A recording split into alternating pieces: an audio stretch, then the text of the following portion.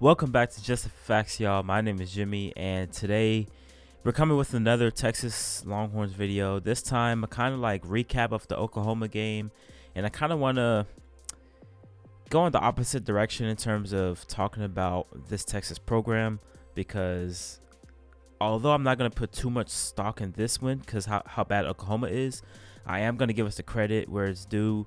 Coming off of the video I made a couple weeks ago when we had lost to Tech, I made a video saying like there's a deeper issue at the University of Texas football program, and right now I just want to kind of give the guys praise, give them credit where credit is due, and because I think they deserve it. And yeah, that's kind of how I want to go about it today.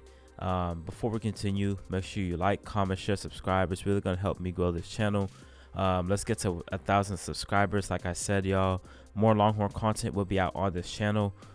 So if you're a Longhorn fan, you know any Longhorn fans, send them this video and tell them to subscribe to your boy. We're going crazy here now, so better hop on the train now before it's too late. But without further ado, let's continue on.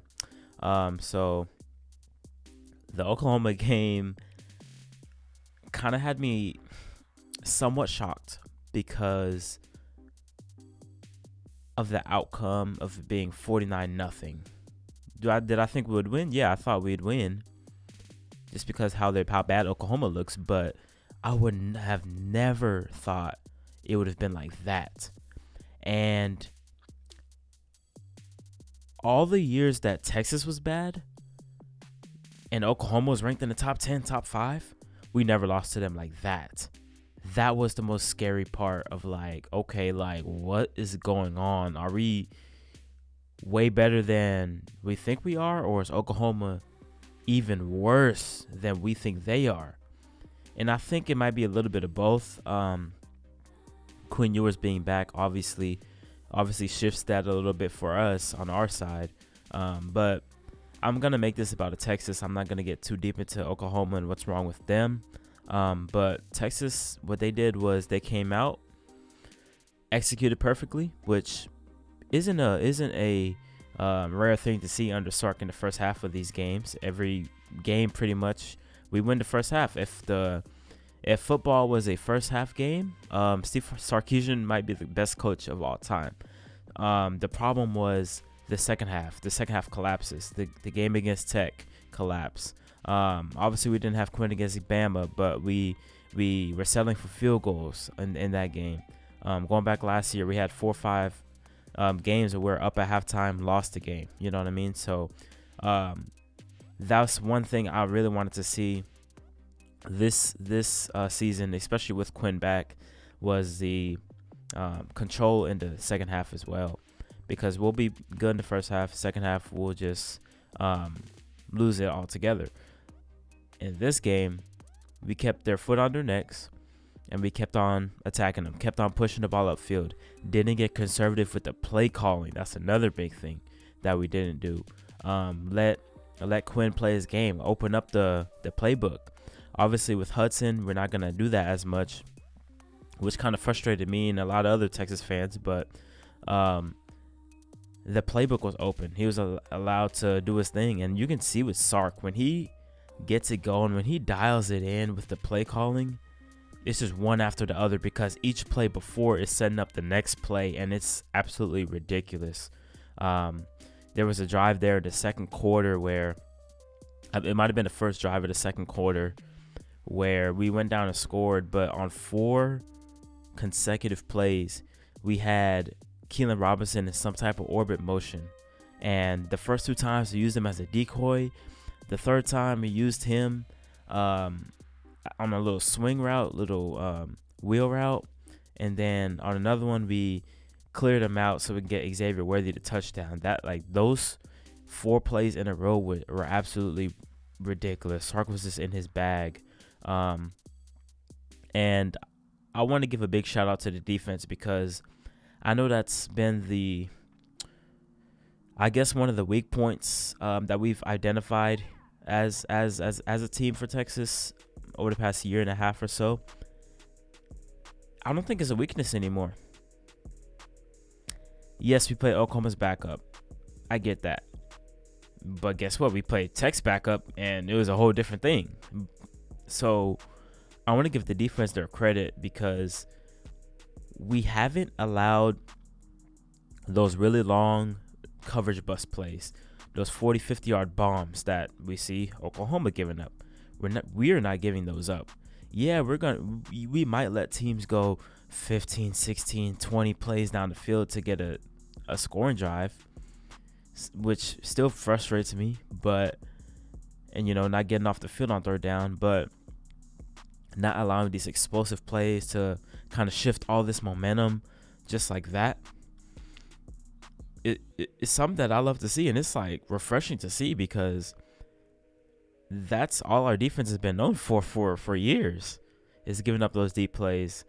Texas is in the top 15 right now in the country in offensive and defensive yards per play.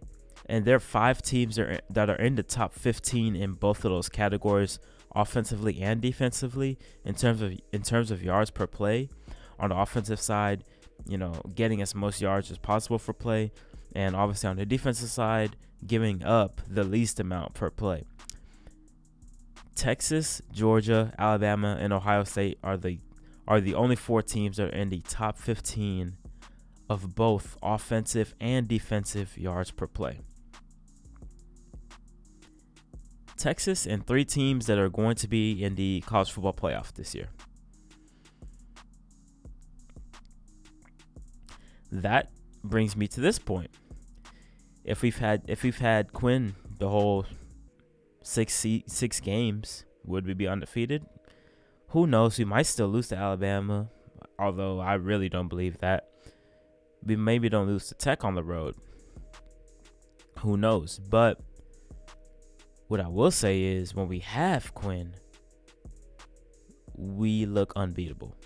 We've outscored opponents by 84 points with Quinn Ewers on the field.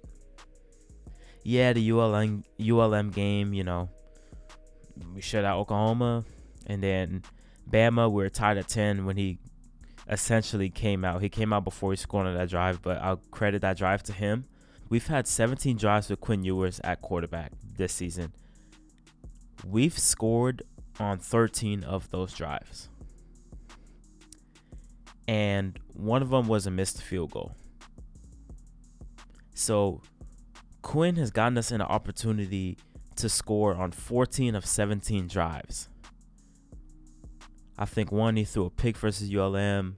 One he threw a pick versus Oklahoma. That was a very bad pick. I don't know what he was thinking on that one. But besides those 2 picks and a missed field goal, it might be only one punt in between.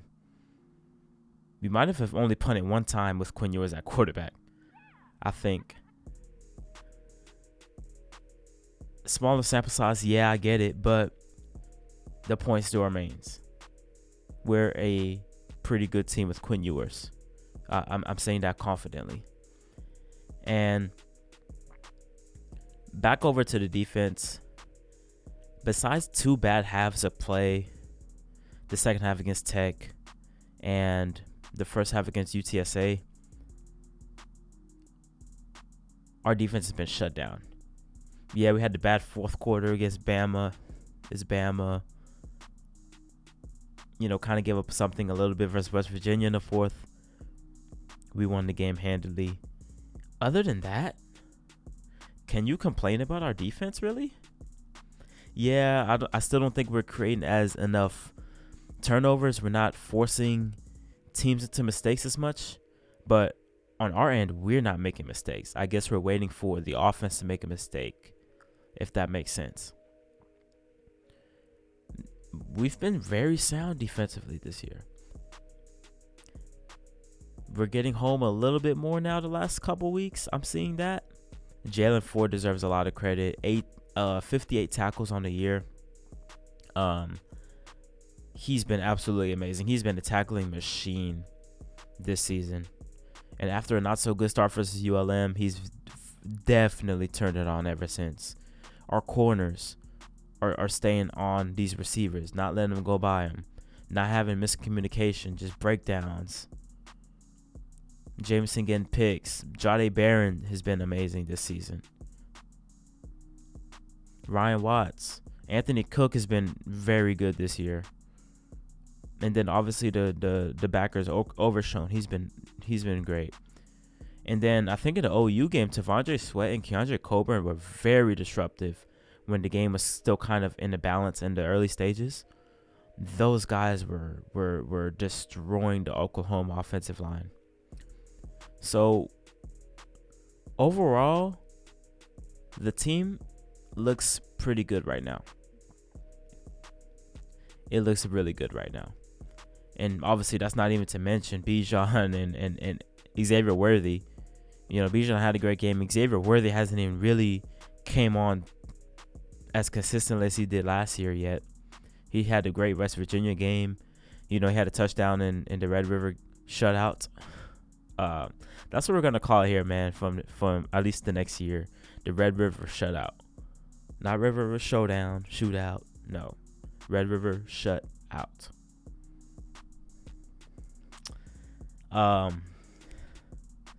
Moving on from Oklahoma, the expectations rise again for Texas because Quinn Ewers is back and healthy. He looks pretty good. He looks phenomenal in that game besides the interception. And he didn't get touched at all. Our pass blocking has been absolutely amazing. Shout out to Kelvin Banks, Christian Jones, the whole O-line. They're getting better in the pass block. I think gave Bijan a couple more holes to run through, and I think Oklahoma defense helps out with that as well. The expectations will rise with Quinn, though, because in the sample size that we have seen of Quinn with Texas, we've been phenomenal. So that's going to be the expectation on a larger scale moving forward for us and for outsiders. Well, I'll tell you what's realistic. Realistic is 9-3.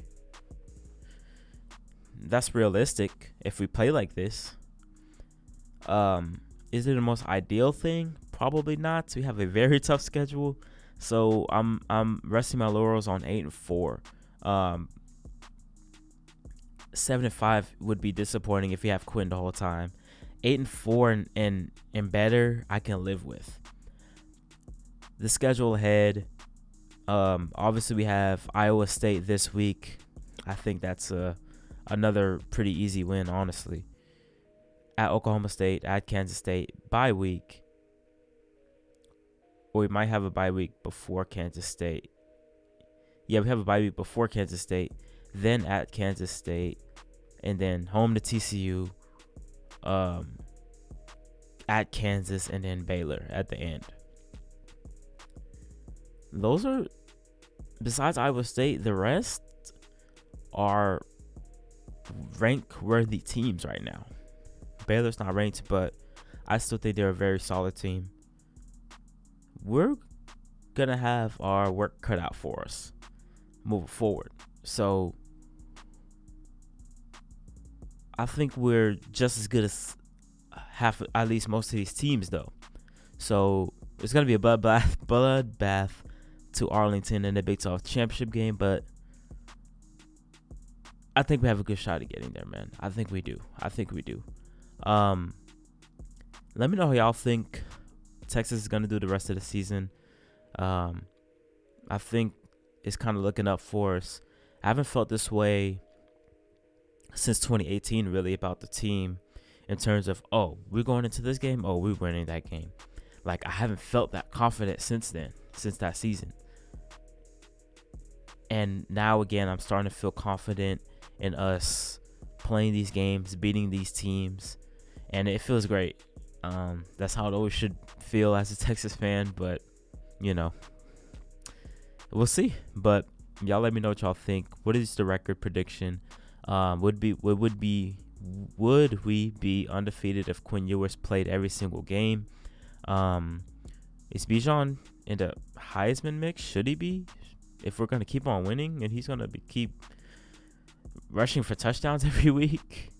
He's like he chalk him up for 100+ yards and a touchdown every week. And that catch he had on the sideline was absolutely ridiculous. Like for a running back, that's crazy. But answer those questions for me, man. Anyways, this is Jimmy from Just the Facts. I'm signing out. Peace.